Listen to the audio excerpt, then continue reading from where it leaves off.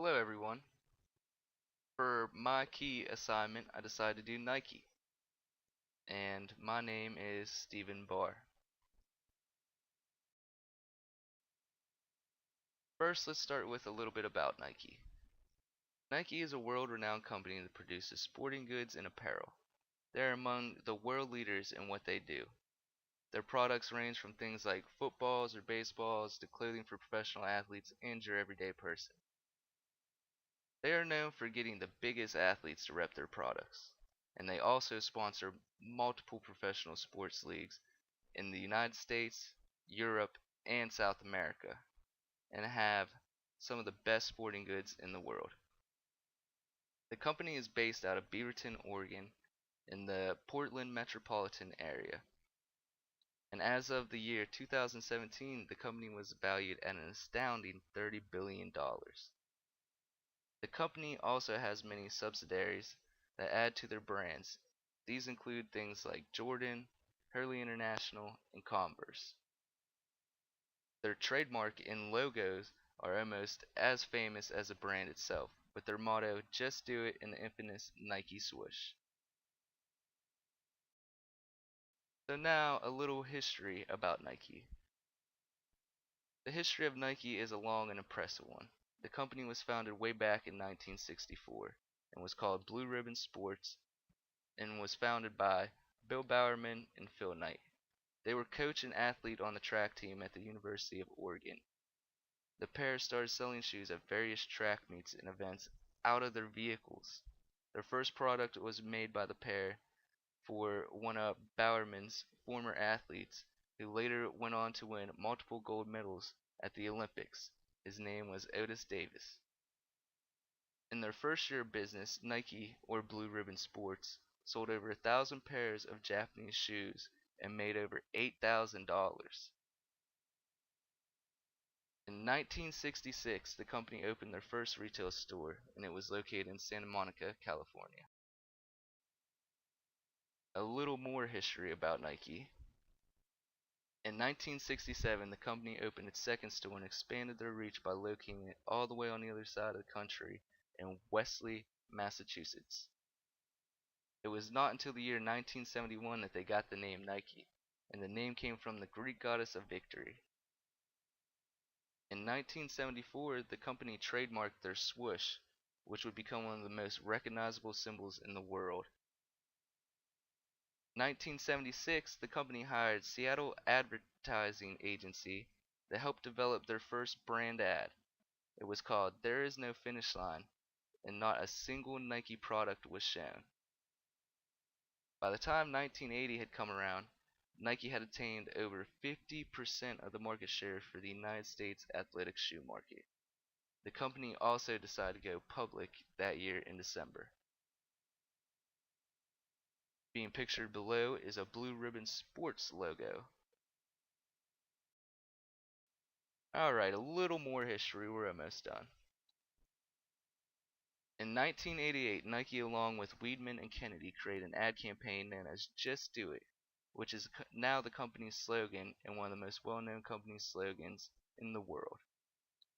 In 1990, Nike opened its world headquarters in Beaverton, Oregon, which is where the company is still located to this day. In the same year, Nike opened their first retail store. It was in downtown Portland and called Nike Town. In 2016, the longtime chairman and co-founder of the company, Phil Knight, retired. Being pictured below is an overview of their world headquarters in Beaverton, Oregon. So let's start with the good that Nike does. Nike has had its ups and downs in the eyes of the public, but Nike does many things to put them on the good side of the public. One of these things would be that Nike is known for being environmentally friendly. Their production centers are rumored to be very eco-friendly, and they have even produced shoe lines that are made out of recycled material. They also do a good job with their marketing. Their marketing department does a good job putting them in the good graces of the public. Their products are also very durable and reliable. But That's about all the good you can find about Nike. Let's get to the kind of bad side. The bad side of Nike is much larger than the good. They have had many allegations and many scandals throughout the years. There have been many issues that question the ethical integrity of the company. Let's start with one of the smaller issues. Advertising over the years at Nike has had some of the most questionable campaigns and ads. Nike has won multiple awards for their ads, but has been scrutinized for many more at the same time. The first allegation was way back in 1987. Nike had run an ad with the Beatles song Revolution. This was a problem because Nike had paid the company responsible for the North American licensing rights to the recordings, but they did not pay Apple Records, which was the recording company. This brought some bad spotlight to the company. Then they also launched an ad campaign for their new line of skateboard apparel. This campaign had words like dope or get high, which is slang for the sport, but also for drugs. Out of these two advertising adversities, the second is much more difficult to correct. The first was no big deal. It could easily be passed off as a mistake and had very little negative ethical value. Who knows if the company scammed Apple Records on purpose or if it was really just an accident. The second, however, was much more serious. The campaign did not sit well with many people, and it was an action that was on the border of right and wrong.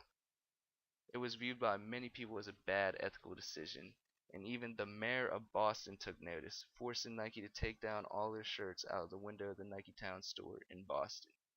The line of clothing was soon discontinued after that incident.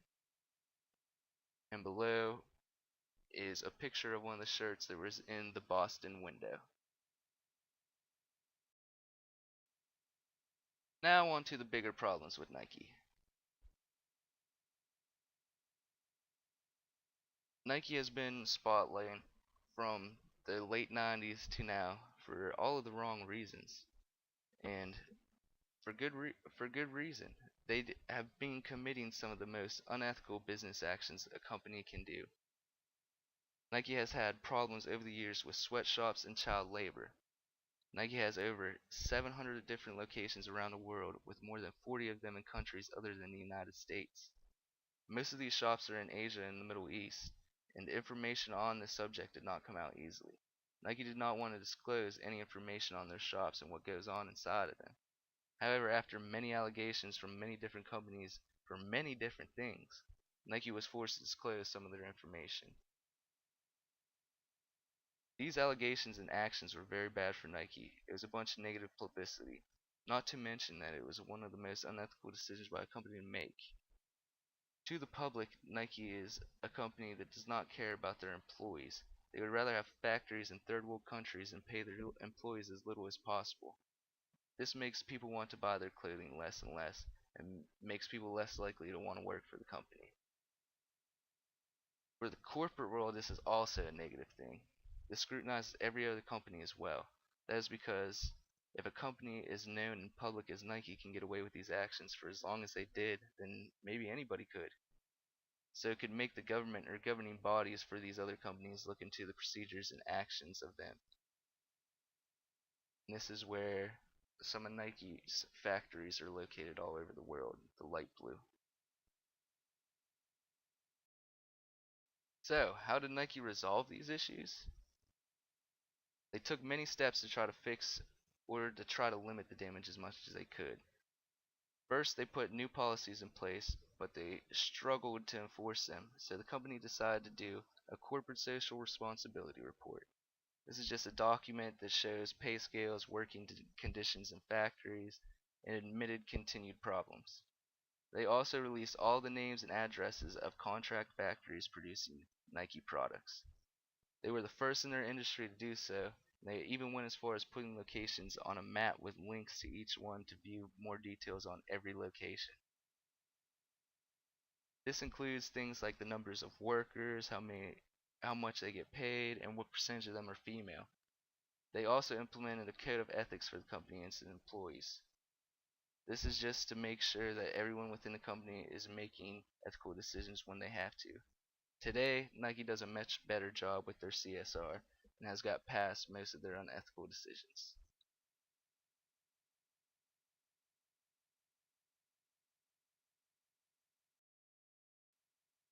So how can Nike prevent something like this from ever happening again? Well, there are a few things that Nike can do to prevent something like this. First, they just need to keep up what they're doing. They need to keep enforcing these new policies that they have in place and make sure that their employees continue to follow the code of ethics that the company has laid out for them. Also, they could put people in charge that are down to earth or responsible. Then they will be more likely to make an ethical decision when faced with a sticky situation. They need to just keep heading in the direction that they're heading in and they will be fine. The corporate social responsibility team has done a wonderful job lately, winning multiple awards for their work. Nike is much more ethical as a company now than they were in 1998 when these allegations suffered. Thank you guys. I hope you enjoyed the presentation. And some references.